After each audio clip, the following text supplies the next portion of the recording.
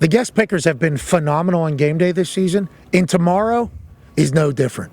Ladies and gentlemen, joining us right now, live from, I don't know where, I think he was on a potential hunting excursion. Looked like a sweet cabin. Sweet. Yeah, it could potentially be sweet cabin. Yeah. Good beard. Always. Good beard. Good moxie. Yeah, looks jocked. IU alum. World Series champion. Ladies and gentlemen, Kyle Schwarber. Yeah. Schwarber, how you doing, pal? Oh, hey, living the dream. Living the dream. Were we fruitful this morning or no? I slept in. Okay, you gotta do what you gotta do. I understand. Have you heard about what's neck hurt? Neck hurt. Had to hurt a little bit. Yeah, we took a little breather. Hey, it's all right. You're allowed to do that. That's part of a hunting trip, I believe. Do you know everything that's happening back here in Bloomington with this Signetti fella? Do you know about it, Schwarber? I know about Signetti. I love that. I love these new towels. Those things. I mean, that's freaking prime right there. Schwarber, whole stadium, every seat is getting one of these, a Marlboro Signetti towel for tomorrow. That is, IU has been like yearning, I think, for a football team to be great, and I think you would understand and chit-chat about that more than us, but IU has great fans, and they've been behind this football team. Big noon kickoff last week, game day this week. Are you excited to get back to Bloomington, and what do you expect out of these IU folks?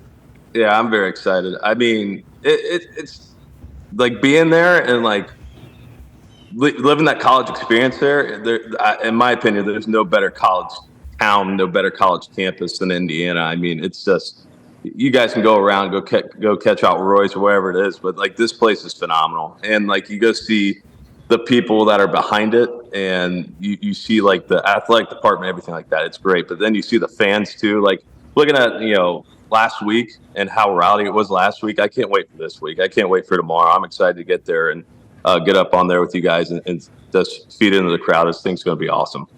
We're incredibly thankful that you're coming. Connor has a question for you. Yeah, Schwarber, what's the deal with the Bloomington game? Sink the biz is what they call it. Is that one of those things everyone's going to be doing before the game tomorrow? And Roy's on Kirk. Is that what you're talking about, Kirkwood? Which one? Because Roy's on Kirkwood, and then that's at Nick's. Sink the biz is at Nick's. That's another good drinking game that we got going on. The fields there across the street are going to be packed, slammed. I'm sure that they're already probably packing them out right now. But, I mean, this place knows how to party. I'll tell you that. Indiana knows how to party. They're not afraid of that. And you add party and a full 50,000-plus stadium, it's going to be rocking. Go ahead, AJ. So when it comes to hitting in the postseason, I want to know, like, were you born with something that makes you just come alive when everything means the most, when everything is on the line? Because no matter what, it feels like you're going to be hitting dingers when the games truly matter. Yeah. Oh, man. Yeah. Yeah, I mean, it's what you dream about. When you're in the postseason, like I got it lucky from an early age when I first came in the big leagues that I was thrown right into a postseason, and I've been lucky to make a good amount of them, and that it's just it's the best form of baseball. Everything's packed, everything's slammed, the crowd's all into it, or they're all against you when you're on the road.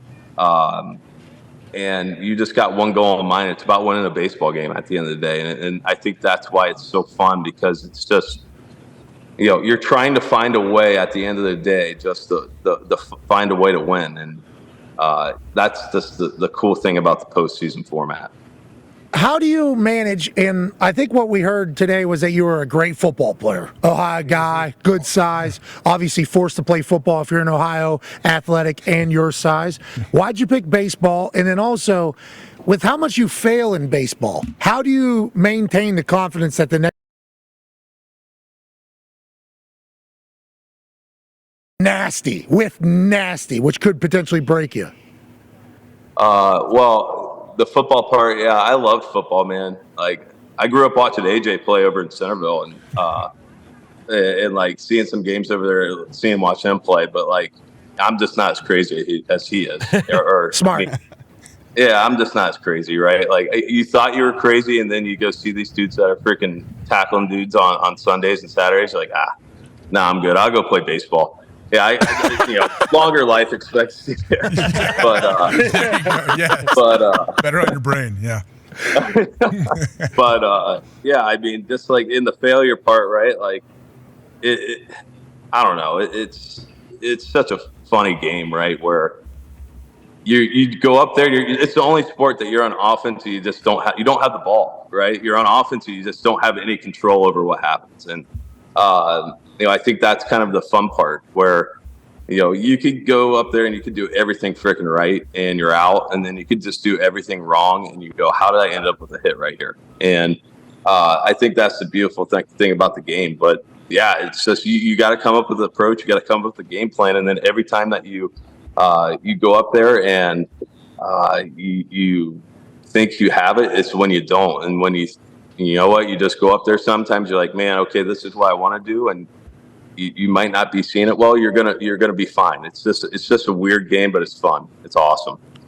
Is seeing it the most important part of it all, or is how you feel the most important part of it all?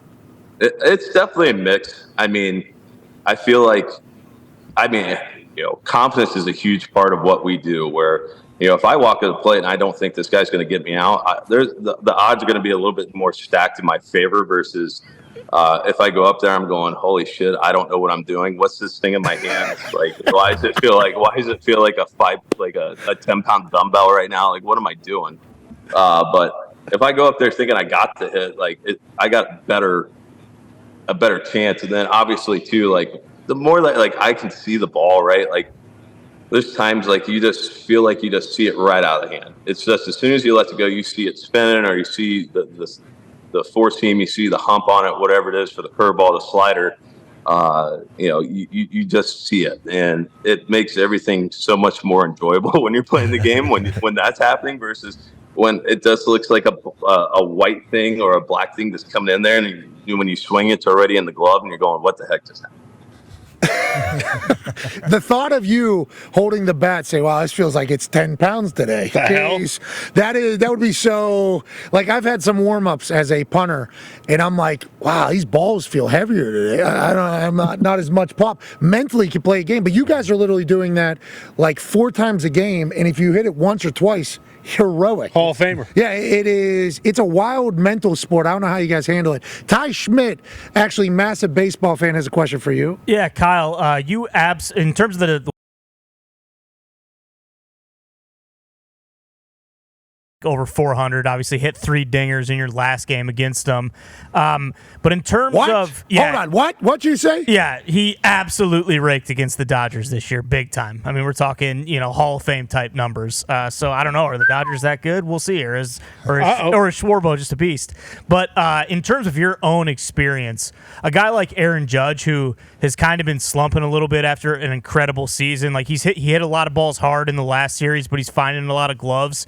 Did you approach every series like a little bit differently? Like, was it easier to kind of move on and not feel like you were slumping from series to series in the playoffs? Or is it one of those things where now that they're in the World Series, like you would understand that the moment's a little bit bigger and he might tighten up a little bit?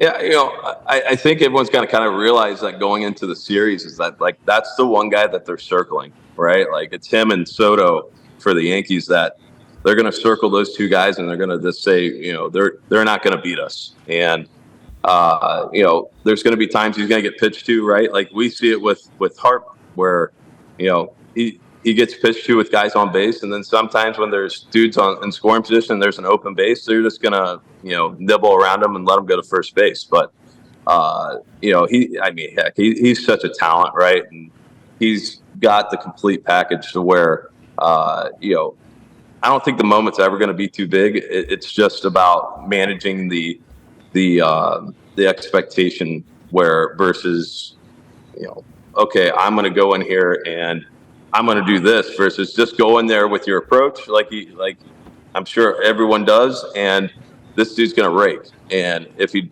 doesn't, he's going to go to first base, and the dude behind him is going to do it. But yeah, it's getting to play against this guy for a while now. I mean, every time you step at the plate, you're like, okay, you take one step back when you're in the outfield when he comes up because you're thinking it's going to come off hot. And let's talk about Garrett Cole. He's pitching for the Yankees, obviously, tonight in a massive World Series, start, right? Tonight's the first game. Yeah, So it all starts. This is the big time. Your record against Garrett Cole, I think, in the playoffs, very good. I mean, so not only great against the Dodgers, great against the Yankees, I think Schwarber would win the World Series himself if he was playing against both of these teams. What is it about Garrett Cole that makes him a special pitcher? Yeah, I know. I can't put you in a terrible spot there. But what is it about these particular pitchers and aces in the playoffs that you've had success, or what are they looking to do, you think, early in the first game of a World Series? I think the biggest thing with Garrett, right? Garrett is a guy who's going to pitch with his fastball, where, going into the game that, okay, this guy's got a fastball and it's a really good fastball and he's going to love to go out there and use it, especially the first time around. And then that second, maybe third time, fourth time through the lineup that he's going to start mixing in a lot of different things, but everything's power, right? It's all power with him. And he's got that unique ability where he has power stuff and he's able to put it where he wants it. And I think that the thing that, when we've gotten to him is, you kind of hit that mistake, right? That's what, you live on in the postseason is you're trying to find that mistake. If it's a pitch, if it's a fielding error, whatever it is, you're just trying to find that mistake out in the field. And then when you see that, you try to pounce on it right away. You just try to play clean baseball as much as you can. And then as soon as that mistake happens, you got to pounce on it.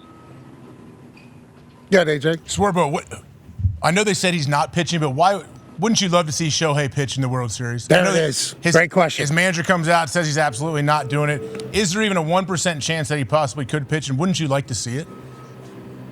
I mean, I think it'd be a really cool thing to happen, right? Like that would be pretty crazy, right? When we got the World Baseball Classic matchup with Trout and Ohtani there at the end of the game in the ninth inning with the game on the line, like that was an awesome moment. But I mean, I think the biggest thing you got to look at too is just the guy's health, right? Like this is at the end of the day, this guy's a huge investment for the Dodgers, and if you feel like that there's any kind of percent chance that he could, you're putting him at risk, that they're not going to do it. But if he's healthy enough, like he's going to do it. But, going now to Dave's words and he's saying that he's not going to do it. I don't think he's going to do it, but, don't say anything's not possible, right? Because next thing you know, you could see a Shohei Ohtani warm up there in Game 7 in the pen.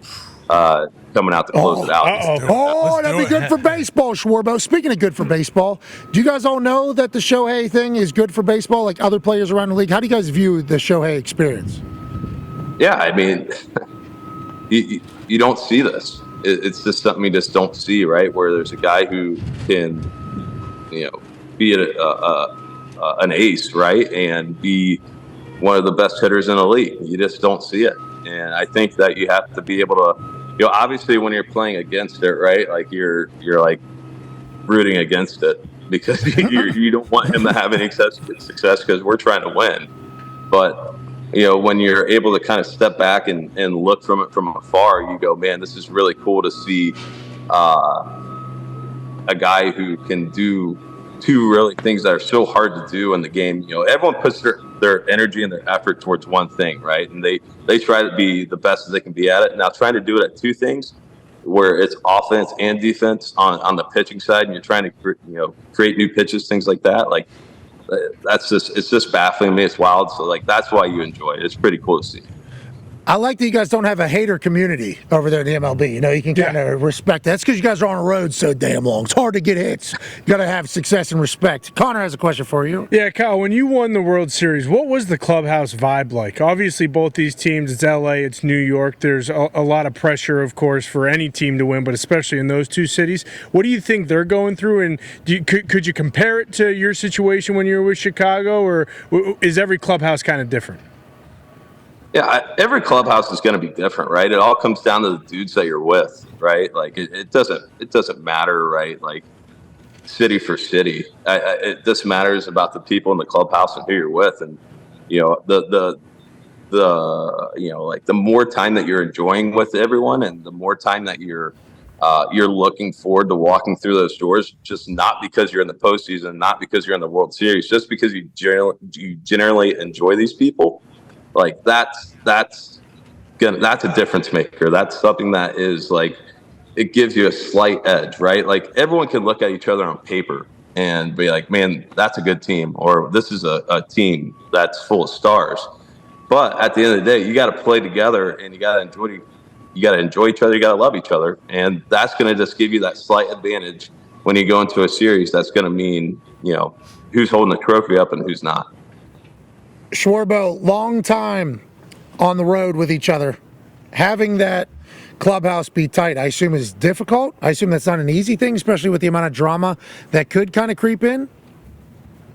I think that's like the fun thing for throughout the course of the year, right? Because it's like a bunch of brothers. We're all family, right? Like we spend so much damn time with each other. We're when we're on the road, we got an off day on the road. We're on a 10-game road trip with an off day on there, make it 11 days, right? Like you're spending more time with these dudes than you do your own family and your kids. So, you got to find a way, and it doesn't matter. You find a way to connect with each other. You find a way to do fun things with each other. You find a way to just enjoy the game together. And when, there's going to be things throughout a season that pop up where, everyone's going to sit down and have a man-to-man talk, right? But Schwarber clogged the toilet. Yeah. Okay. Yeah, right. Clogged the toilet. How do you unclog?